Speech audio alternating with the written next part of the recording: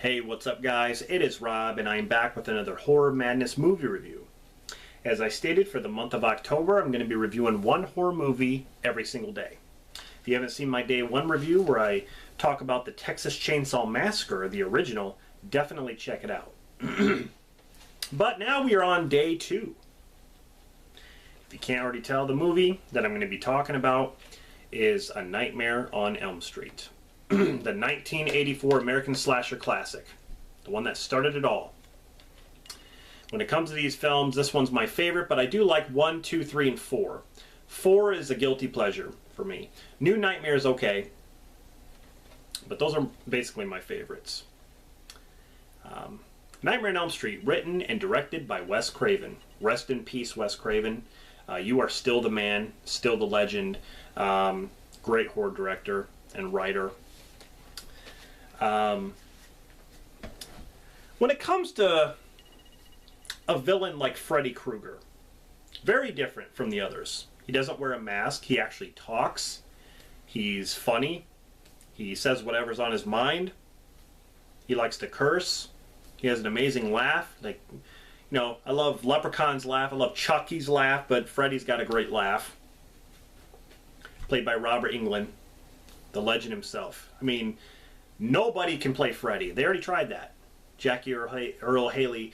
Nothing against that guy. He's a great actor, but you cannot do it. It will not work. Robert Englund breathes Freddy. You understand that? He moves like when he moves, he's Freddy. When he eats, he's Freddy. When he sleeps, he's Freddy. When he walks, he's Freddy. Anything he does, he created that character himself the way, you know, Wes imagined it. But Robert Englund is the one who portrayed the character the way he portrayed it. And so that's what we have. But he's very unique. He, you know, his weapon of choice is the razor glove, which is odd because it's a weapon that was made, and it's not like your typical knife, which most slashers have, like knives, kitchen knives, machetes, axes, well, chainsaws. And, you know, this is something that Freddy made. A glove and then welded on some knives as fingers. Pretty awesome. This is God. Tina, watch this. Is my finger supposed to fall off and stuff's supposed to... Don't work. But anyway, fantastic movie. You got a really good cast in this. So like I said, Robert Englund as Freddy Krueger. You got John Saxon as Lieutenant Don Thompson, who plays the father of Nancy in this. And I know John Saxon from Enter the Dragon, Bruce Lee. You know, that's one of my favorite martial arts movies of all time. But you got Heather Langenkamp, who plays the main girl in this. She plays Nancy Thompson. Kind of a strong female character. Johnny Depp in his film debut. And probably one of the most memorable death scenes ever. He plays Glenn, which is Nancy's boyfriend in this movie. Marge Thompson, played by Ronnie Blakely, who's the mother. And then you got Tina, who's played by Amanda Weiss. I think I'm probably butchering these names, but Tina, in my opinion, has the best death scene, for sure. Rod Lane, played by Nick Corey. And the teacher in this movie is played by Lynn Shay. And you know Lynn Shay from the Insidious films. You know, she was in Kingpin. She's in a lot of movies. But, yeah, that was kind of cool that she's in this movie. It's produced by Robert Shea.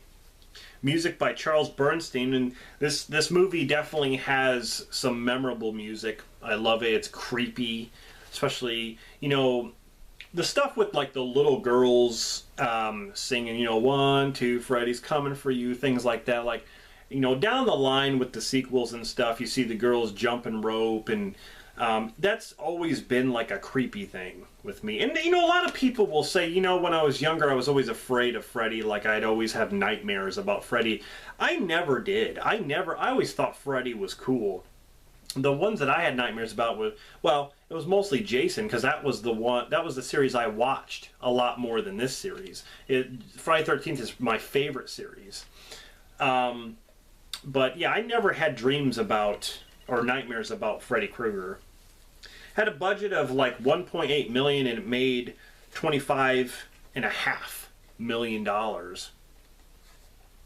And Wes Craven didn't even he actually didn't even want, so to say, a sequel. When he shot this, he basically wanted it to be its own film. But it was very, very successful, well received by critics, and so then started spawning the sequels. And I'm glad they made Freddy's Revenge, because that's a great movie. Like, I mean, honestly, that is a dark film. The second movie, very, very dark Freddy. I love that one. But basically, the plot of this movie is you have 4 teenagers who are stalked by a burnt killer with a razor glove, and he stalks them in their dreams. So while they're sleeping, they're dreaming, he's in their dreams, and at first they're unaware of what's going on, because no one really believes what's happening, but they start to realize that when you get killed in your dreams, you get killed for real, which is a really interesting concept. And the parents have a dark secret about the character Freddy.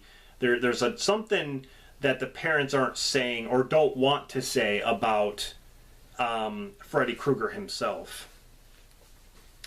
But the idea of this movie was where Wes Craven, he always looked up things like articles and things about real life people having dreams and dying in their dreams. There's actually, I think, from an LA Times article from the 1970s, there was a group of Asian refugees or something like that. And they actually died in their sleep from having nightmares. And they called it like Asian death syndrome or something like that. There were other instances, but he was like really fascinated with that fact. And if you think about it, like, you know how like when you're dreaming and then like you fall off a cliff and let's say you're falling, there's the ground, and you usually wake up before you hit the ground. Like you're about to hit and you're like, ah! Well, they say like if you actually hit the ground, you're dead. I mean, you wouldn't know anyway because you're dreaming, but I'm saying like, there's that kind of concept. Like people are having nightmares and they actually die. I mean, that would be like, oh my God, there's so much trauma there. It would be crazy. The thing is, this is what they tried in the remake. This movie, Freddy was originally supposed to be a child molester. But Wes Craven didn't want that kind of stuff on his hands to, I think people would lash out at him for that, and I'm surprised they didn't do all that for the remake. The remake, they did that. Freddy was more like a child molester. But that's what they wanted for Freddy originally, but then they called him the Springwood Slasher, a child murderer instead. And I'm glad they did that, because the whole child molesting thing, like, it's just... Freddy,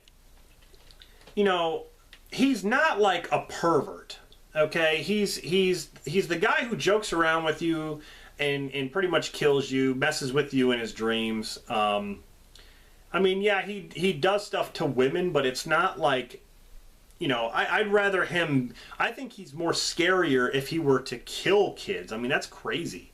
If you think about it, that's like a really crazy thing. I think that makes him scarier, in my opinion. It makes him, yeah, I mean, how could you do that to kids? But the name Freddy Krueger, Wes Craven came up with that because in his youth, he was bullied by a kid named Fred Krueger, which was interesting. So that's how he came up with the bully, or with the name Freddy Krueger, was because he was bullied by a kid named Fred Krueger. And what's interesting too, the villain from Last House on the Left, the original, his name was Krug, which is short for Krueger. So He used that too. That's kind of interesting. Um, the colored sweater that Freddy wears was inspired from DC Comics' Plastic Man. I guess that's where he got the idea, but then he decided to color it red and green because something about, red and, they talk about like how certain colors together equals like traumatic experiences and just different things like that. He thought that red and green would actually be traumatizing in some way. There were actually 2 Freddy gloves made. There was one called the Hero Glove, which was used in scenes to cut things. And then there was the other glove, which was called the Stunt Glove, which was actually made to where, people wouldn't get hurt. I mean, it probably, just made of plastic or whatever, was there just for show. But that was kind of cool. I'm not even sure if you can get an actual... I know there's replicas out there, but I want a real one. Like, I want a real sharp Freddy glove. And I know you can get them. I know you can. I used to have a pretty good one. It wasn't like real steel or anything like that, but it made noise when you would do that. This is just, of course, the cheapo one. What's also interesting about this movie is Robert Englund was not the first person they were going to have as Freddy. David Warner was actually scheduled to be Freddy, but he dropped the role because of scheduling conflicts. So we were going to have probably David Warner to... I mean, he did makeup tests and stuff like that, but it was just the scheduling issue. So they got Robert Englund. Thank God, because Robert Englund is Freddy Krueger. He's amazing. So there are a lot of interesting things about this movie that makes it great. It makes it what it is today. But I think it's so fascinating about people getting killed in their dreams and then they get killed for real. And my absolute favorite scene in this is when Tina she's getting dragged around the room. She's floating up in the air and stuff. She gets dragged up the wall, up on the ceiling. Freddy, he slices her down, the stomach area and chest. And she's just like this, and she starts rolling all over the place. The ceiling, there's blood everywhere. And she's yelling for her boyfriend on the ceiling, upside down, while Rod's down there, be like, Tina, no! Like this, and there's blood everywhere, and she just falls. Because in the dream, Freddy's chasing her down an alley. He finally gets to her, and, she's struggling in real life, but that's actually Freddy doing it. I mean, that was an amazing scene, the way they executed it. It's amazing. That is my favorite death scene in pretty much almost the whole series. I love the Tina scene, and when she's in the school and in that bag and she gets drugged down the hall, that was amazing. Johnny Depp's death scene is iconic, but still, I don't think it's the best. It's definitely not the best. But Freddy, Freddy's very dark in this. He hardly says anything. I mean, he laughs a lot. But when he does talk, it's really awesome. And, I don't really care for the Freddy that just does nothing but jokes around. With these cheesy one-liners. And I just think it got to be just a little too much. They kind of shied away from what made him scary. And like I said in part 2, he definitely ups the ante in that one. But Nancy, she tries to figure out a way. After some of her friends die, like she starts to figure out a way to go into the dream world, grab Freddy, and bring him out into the real world. And it makes sense because bringing him out into the real world, he can get hurt. And so that's her plan. And so she has like Glenn try to watch her and stuff, and she tries to pull him into the real world, and she sets up traps and things like that. It's a really cool confrontation between her and Freddy, and makes her a strong female character. She's definitely awesome. And a lot of fans were glad when she came back for part 3. That was really cool.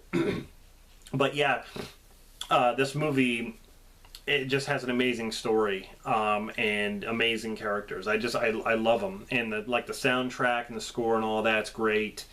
Just altogether, one of the most iconic films, horror films of all time, definitely.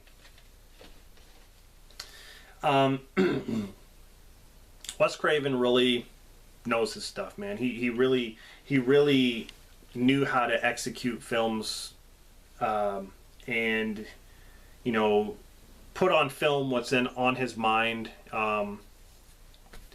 and do it that way. He was so good. I love just about every one of Wes Craven's films, just about. So if I had to rate this movie, I would give Nightmare on Elm Street a 9 out of 10 for sure. It's definitely not my favorite horror film of all time. Like I've stated, The Shining is my favorite horror film of all time. And I gave the Texas Chainsaw Massacre, the original, a 10 out of 10. Because that movie is a masterpiece to me. And The Shining will probably receive the same score. But Nightmare on Elm Street, just a step behind, in my opinion. But it's still great. So anyway, guys, thank you for watching my review of A Nightmare on Elm Street 1984.